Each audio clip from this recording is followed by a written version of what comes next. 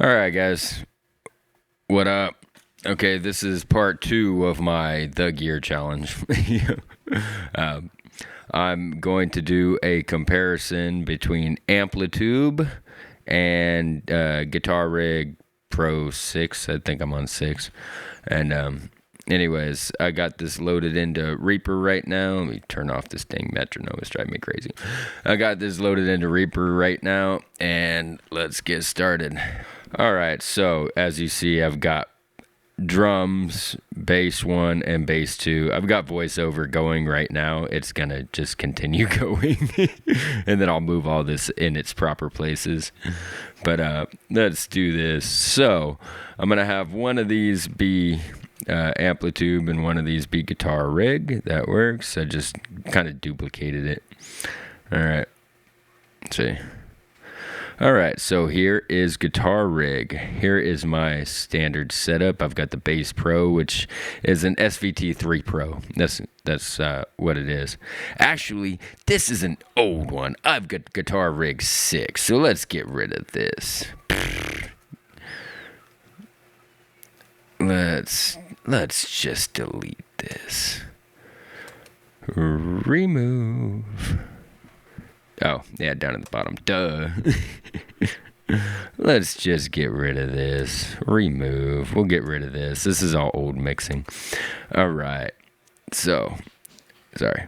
I'm holding the camera and using a Shure 57 to talk. Okay, add effects. Oh, I'm in Reaper, by the way. I don't know if I said that. Okay, so right here, I've got Guitar Rig 6. Guitar Rig 5 is also very good. 6 is just the same thing, but more, I guess you would say.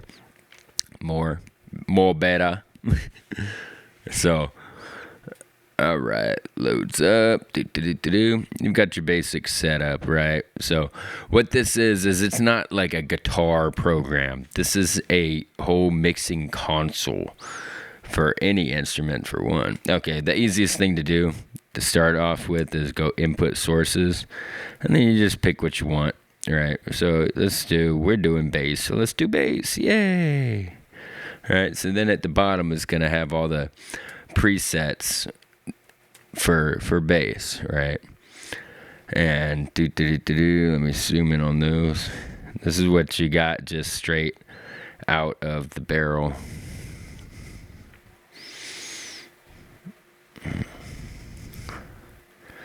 Bam.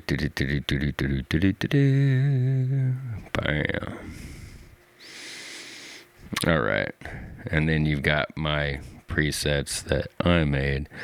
I'm just gonna pick on one of my presets, and I'll show you what it's all about. So, anyways, first I'll do this. Okay, components. Here's the rundown.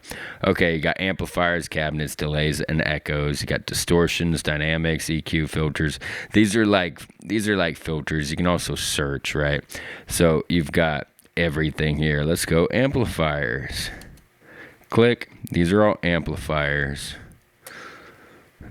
that you can choose from. The Bass Invader, Bass Pro. The Bass Pro, like I said, is it's a 3 Pro, SVT 3 Pro. Bass Invader is more like a GK amp. And then pretty sure you got like a boogie, like a rectifier kind of deal. But that's like what you got, right? And they've got a 115 cabinet and a 410 cabinet. Like, here's a cabinet.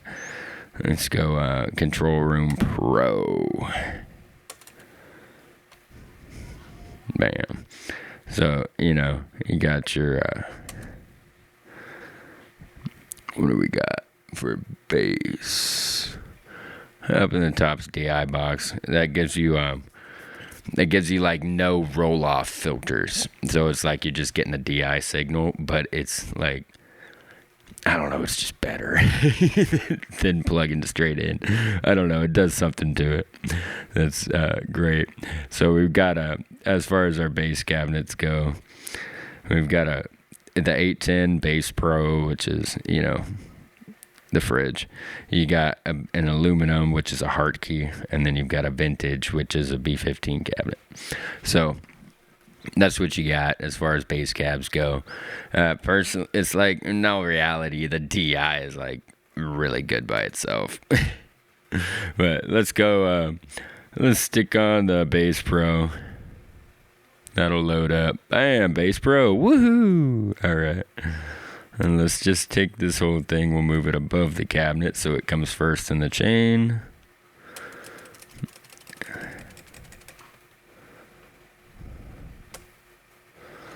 We don't need the matched cab that comes with it because, you know, we've got it by ourselves. Control Room Pro. We can actually just get rid of that. Delete selected. Boom, done. All right, so we got Control Room Pro. So, anyways, so let's match the cabinet with an 810. Why not? A condenser mic. Dynamic 112. Bam. That's like a Beta 52 or an AKG, whatever it is. And then this is where you're sticking it. You're sticking it in the center, you know, slight off the cap edge or on the edge of the cone. This is just a good spot. Using the 810, it's actually better to hit like in the middle. So then you got your phase and your room level. Like this is your room mic. You can up the room mic. Or, you know, you can up just the speaker mic, which is cool. You can get more room noise. Woo! I don't like room noise. Reverb and bass just doesn't really work all that great. It just really doesn't. So, and then you can also add extra treble and bass. Extra air is like space away from the mic. Yeah, a space away from the speaker. Okay, and here's your basic Bass Pro. You got graphic EQ. You've got your gain, bass, mid, but your graphics up here also. You can down that. We don't need any of that. Turn the drive off. Treble, good. Just flatten all these suckers out.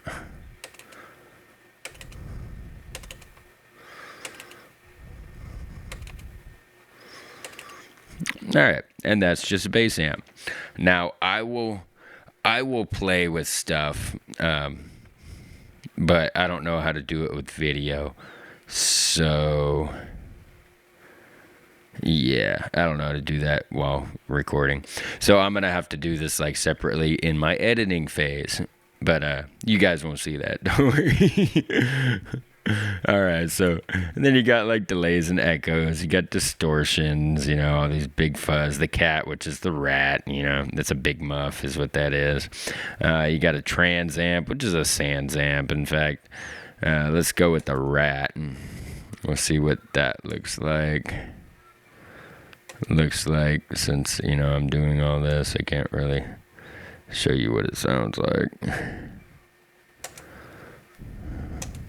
Okay, so here's the rat. You have distortion and filter. So this filter, you know, that's the tone knob on it, the mode, whatever. Volume, you know, these are all pretty basic. You can get these plugins like anywhere.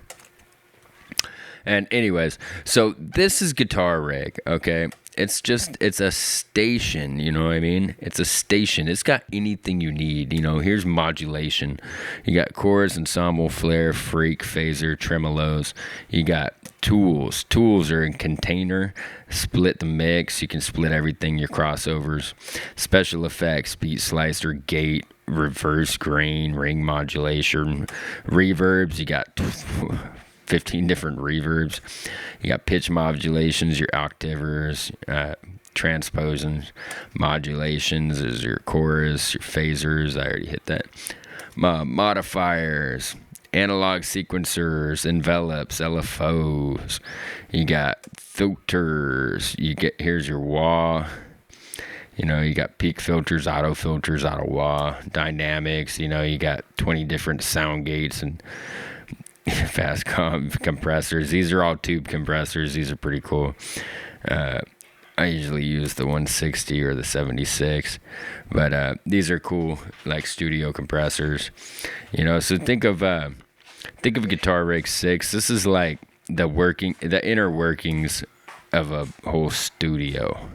All right, it's not a bass amp. It's not a guitar program. It's an everything program. Like here's my presets. Hang on, I'm gonna load this up. Oh, I don't have preset components. I have presets that I made. So I got funky J bass. I got J bass. I got funky J bass. I've got reggae DI, smooth J bass, and my telly bass. Now J bass and smooth J bass, all these, those are just the basses I was playing when I made them, but they actually work for everything. So I'm just gonna click one of these. You can see what I want, what I got going on. Okay, so I've got a noise gate. I knocked the threshold to about 40-ish. That just helps control. That helps me be able to hold notes out, but, still kill the white noise if I've got any. I've got a standard stomp compressor, which is good on the input before my bass amp, which is here. Ultra low's this. My cabinet's like that. I'm always more cabinet than room. It's got 10% room. I actually like it around 4 or 5. It's just more straightforward. And my compressor. Bam. And that's it. That's bass. So I'm going to play this right now. Okay, I'm not gonna play this right now. I've decided I'm going to just leave that afterwards. It will be a so much better one. Okay, with much less talking. In fact, I'll even just do my plays and compare the two like that. So anyways, here comes the Amplitube 4. So this is second take. I've already set all this up. So I'm just going to kind of run you through it. So this is Amplitube. Amplitube is not a studio. Amplitube is a rig. It's a simulated rig setup. So it's completely different, and you have to buy every single little thing that you want. You need to buy extra, which really sucks. So anyways, so you start with your tuner up here. I'm in my V4B. I'll just click on this and show you what's up. So you got all of these. Woohoo! You got some cool, Brit Silver. It's mostly guitar amps. If you're in the Amplitube pack, you get all this stuff. It's cool.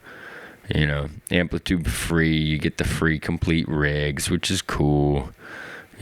Cool. You get your bass. Yay. Fat bass, bass wah, basic stuff. Pure amps, bass amp. Me, I've got.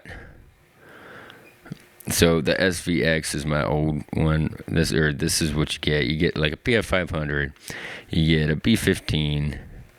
You get a classic and a pro, which is like a 3 Pro. And then right here, this is my amp, the V4B. These are actual licensed versions of them that I bought off, I think, Musician's Friend, which is how I got this program to begin with. You got a B15 in and a VR. All right, so me, I do, natural. Let's just do a natural V4B. So anyways, so your rig is just a tuner, and then it goes into your stomp boxes, where if you purchase pedals, you can purchase Ampeg pedals, and you can put them here in any order before the input of your amp. See? Aha! And if you need more space, you have Stomp B. But and then this is your amp. Like that's my amp. Except, I put a black grill cloth on it. But just note that even though it sounds very similar, it can't get the dynamics right. So, if you were to play in these settings on a V4B, it would be distorted as all heck. So we knocked the gain down. We knocked the master up. That's actually okay. Mid-range needs to go up. That's not natural, especially with the ultra low on. Ultra low is great, but you have to up the mid range if you're gonna use the ultra low. Otherwise, you just like wash out. So, anyways, so that's that, and then you go into the cabs, and the cab's really cool. You got a bunch of different cabinets, a bunch of different microphones. Like if you look here, that's a Shure 57. It even says so. Dynamic 57. Ooh. And you can drag this around anywhere you want it. I'm just gonna put it right where they had it. But and then you've got, you can change your studio room, so that's cool. Oh, look, a venue. Woohoo. A big live room. A studio with bass traps. Studio B, and these actually, they control the reverb in the room off of these room mics that you can actually position and change the mics to. Woohoo! Which is really funny. You would have mics catching reverb off of foam pads that don't reverb, but whatever, dude. You can change all these mics, like. So this is where it really differentiates, and people, it's either good or it's not, it's either you love this setup or you don't. With me, I just don't like how you have to pay for every little thing, and it sounds like too real for recording. It sounds like live sound, which would be great if that's what you're going for, is a live sound. But live sound and produced sound, totally different. So anyway, then from your cab, you get into your rack effects. This is where you put your processors, in here they give you like 3 things you can use: a delay, parametric EQ. Looks like that's what you got, a delay and a parametric EQ for free. But you got your Fender and your Ampeg and stuff. Anything you buy would go here. If you wanted a good compressor, you would stick that here, an outboard compressor. If you had a stomp box compressor, it would go in the stomp boxes. And that's your chain. So anyway, my amp is set up. I just set it up just like this. In fact, I might even go boop, because it's always a little light on the low end in Amplitube, because it does it more at a higher frequency. It's not as compressed and produced sounding. It's more real sounding, more live sounding. So I'm just going to leave it like this.